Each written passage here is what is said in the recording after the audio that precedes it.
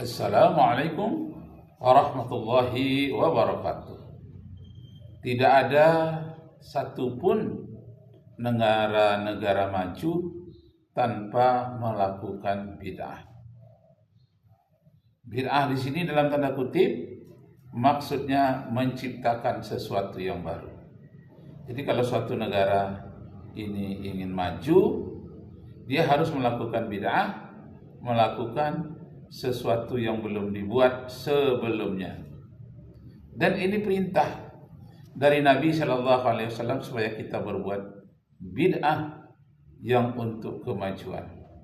Dalam hadis dinyatakan, man sanna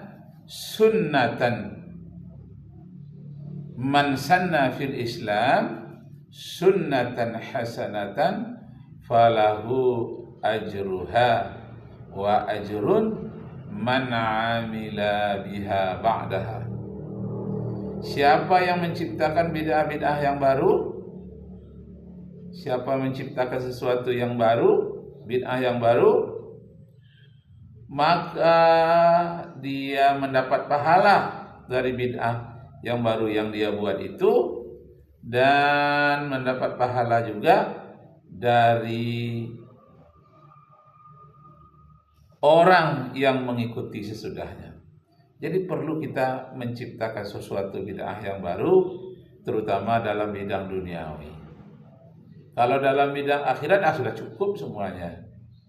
Tapi dalam bidang duniawi yang dinyatakan oleh Rasulullah, antum a'lamu bi umurid dunyakum. Kalau tentang kehidupan duniawi ini, kamulah yang lebih tahu tentang kehidupan duniamu. Nah, karena itu marilah kita banyak-banyak berbuat bid'ah dalam bidang duniawi. Jadi bid'ah dalam artian al-lughawi, bukan bid'ah dalam bidang syariah, tapi dalam lughawiyah, bukan syariah. Nah, jadi Bapak Ibu saudara sekalian, jangan takut dengan sebutan, "Oh, kamu telah berbuat bid'ah." Nah, justru Rasulullah menganjurkan kita berbuat sesuatu yang baru, bid'ah yang baru dalam bidang duniawi. Kalau dalam bidang agama barangkali hal-hal yang berkaitan dengan sarana, yang berkaitan dengan ilmu alat, ini wajib. Misalnya ilmu nahwu, saraf, untuk mengetahui bagaimana pemahaman tentang isi Al-Quran dan hadis. Mau lebih halus lagi, kita belajar ilmu mustalah hadis. Lebih dalam lagi kita belajar tafsir Al-Quran. Lebih halus lagi, tapi ini untuk tingkat tinggi, belajar ilmu mantiq. Lebih tinggi lagi, ya filsafat, ya seiring, bukan lebih tinggi, setara ilmu mantiq, belajar lagi filsafat, falasifah. Yang lebih tinggi lagi, kita belajar ilmu balaghah, sastranya Arab, sastra Al-Quran. Dapatlah kita katakan sastra Al-Quran. Nah, itu bid'ah-bid'ah duniawi, bid'ah-bid'ah yang baru yang dianjurkan oleh Rasulullah sallallahu alaihi wasallam. Man sanna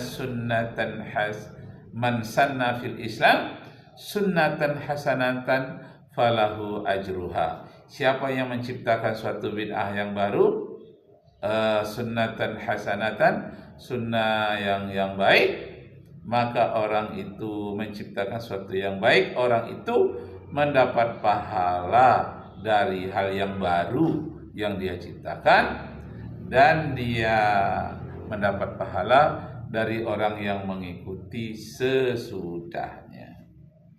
Apa dia hal-hal yang baru itu? Misalnya MTQ, musabaqah tilawatil Quran. Itu tidak ada pada masa Rasulullah. Sekarang kita adakan. Nah, ini bukan mengada-ngada, tapi memang sudah ada. Al-Qurannya sudah ada, baik bacaannya, seninya, tajwidnya, memang sudah ada. Tinggal kita meneruskannya, lalu kita menertibkannya sesuai dengan negara dan daerah masing-masing. Jadi bacaan tajwid itu sudah ada ilmunya, yang ilmu baru disusun dengan cara baru. Miriplah dengan metode Iqra yang sekarang dipelajari di seluruh Indonesia. Anak-anak lebih cepat menangkapnya, lebih cepat mengetahuinya, dan metode Iqra itu adalah bid'ah yang baru. Tapi bid'ah dalam bentuk sarana metode bagaimana memudahkan membaca Al-Quran dalam artian lebih cepat dibandingkan dengan metode-metode lainnya, termasuk metode lama yang sangat populer, metode Baghdadiyah. Nah, jadi Bapak Ibu Saudara sekalian, jangan takut dengan Anda dituduh berbuat bid'ah. Tengok dulu bid'ah dalam bidang apa. Masya Allah, luar biasa. Dalam sejarah Islam tidak ada suatu negara pun maju tanpa berbuat bid'ah dalam tanda kutip. Masya Allah. Nah, kita dengarkan bagaimana semua masjid memiliki sekolah dasar untuk anak laki-laki sekolah dasar juga di bid'ah. akhir abad ke-9. Hal itulah yang membuat peradabannya maju di masa lalu ketika Eropa sedang mengalami gelapnya abad pertengahan. Ya. Sekolah pertama mereka berdiri di Madinah tahun 622 Masehi. Saat itu, umat muslim di abad pertengahan adalah orang-orang yang haus akan ilmu dan selalu ingin mempelajari sesuatu. Cara pembelajarannya berbeda dengan masa modern. Para guru yang disebut ahlal almun, yang berarti ahli ilmu, berpindah dari satu tempat ke tempat lain untuk menyebarkan ilmu ke umat Islam yang ada di berbagai kota. Nah, itu dia. Jadi madrasah itu adalah suatu yang bid'ah yang tidak ada pada masa Rasulullah Sallallahu Alaihi Wasallam. Nah, di sudut Masjid Madinah itu pernah guru-guru mengajar muridnya, dilihat oleh Rasulullah beberapa kali. Akhirnya guru-guru ini bertahun-tahun seperti itu dipanggil oleh Rasulullah. Kata Rasulullah, lima la tu'allimuhal hiyaka kama tu'allimuhal kitabah. Sekali lagi, lima la tu'allimuhal hiyaka, al-hiyaka kama tu'allimuhal kitabah. Lima la tu'allimal hiyaka kama tu'allimuhal kitabah. Hei para guru, mengapa kalian tidak mengajarkan bertenun, menjahit atau kegiatan dalam bidang tekstil sebagaimana kalian mengajarkan membaca, menghafal dan menulis? Itu kritik Rasulullah. Jadi bagus itu diajar menghafal, diajar menulis Alkitabah, menulis. Bagus. Lima la tu'allimuhal hiyaka kama tu'allimuhal kitabah. Al-qiraah, belajar membaca, bagus. Al-kitabah, bagus. Itu termasuk salasa maharat fil lughah, 3 kemahiran yang dituntut di dalam bahasa. Maharatil kalam, lancar di dalam mengucapkan. Maharatil kitabah, lancar di dalam menulis. Maharatil qiraah, mahir di dalam membaca. Jadi berucap mahir, menulis mahir, membaca mahir. Membaca dulu lah, baru menulis. Nah, jadi Bapak Ibu saudara sekalian, ternyata Rasulullah suka dengan keterampilan. Jangan di sekolah itu hanya diajar menghafal Quran saja, tapi ajarkan keterampilan tekstil. Pakaian yang mereka pakai itu hendaknya mereka yang menjahitnya. Jadi itu memang bangga kita anaknya hafal Quran. Tapi Rasulullah mengkritik, jangan hanya hafal Quran saja, harus tanganmu terampil untuk dasar kehidupannya sendiri. Boleh terampil bertani, Al-Quran dihafal juga, terampil menjahit. Al-Quran dihafal juga, terampil nyetir. Al-Quran dihafal juga, terampil bertenun. Al-Quran dihafal juga, terampil komputer, terampil akuntansi, dan banyak keterampilan-keterampilan lainnya. Jangan hanya menghafal dan membaca saja, kata Rasulullah, berilah anak-anakmu keterampilan. Masya Allah. Biasanya, para guru ini dipanggil oleh penduduk kota yang kaya untuk mengajar anak mereka di rumah. Masya Allah. Sementara, anak-anak baru mulai bersekolah pada usia 6 tahun seperti yang dipraktikkan hari ini. Iya. Keahlian awal yang diajarkan adalah ilmu agama seperti menulis ayat-ayat Al-Quran dan 99 nama Allah atau Asmaul Husna. Di sekolahan Islam selalu ada lorong yang mengarah ke halaman. Lorong-lorong itu digunakan untuk aktivitas pelajaran di luar kelas, menuju ruang salat dan wudhu, dan asrama bagi para murid. Ibnu Haukal, seorang ahli geografi dan pengelana pada abad ke-10 akhir melaporkan, ada 300 masjid di kota Palermo, Sisilia. Masjid-masjid itu mengajarkan berbagai mata pelajaran kepada anak didiknya. Di Baghdad, tahun 1066, madrasah atau sekolah yang terpisah dari masjid berdiri untuk pertama kalinya. Suasana pembelajaran di dalam kelas sangat serius, seperti tidak boleh bicara, tertawa, atau bercanda. Ada 4 jenis sekolah muslim, yaitu sekolah dasar, sekolah tinggi, sekolah agama, dan sekolah kedokteran. Kebanyakan sekolah memiliki perpustakaan dengan ragam buku yang membahas topik yang tinggi seperti ilmu kimia. Nah, ilmu kimia, ilmu kedokteran. Nah, ini bid'ah semua ini. Tapi bid'ah yang baik.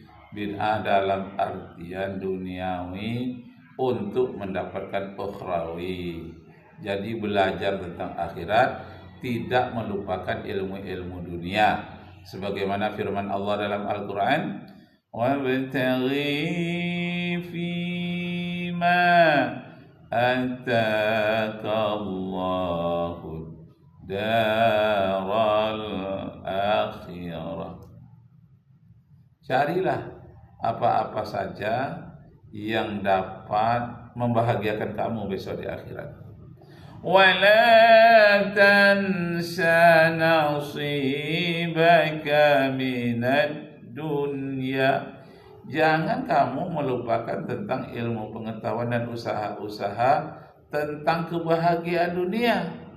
Tapi ingat, وَلَا تَبْغِي الْفَسَادَ فِي الْأَرْضِ إِنَّ اللَّهَ لَا يُحِبُّ الْمُفْسِدِينَ.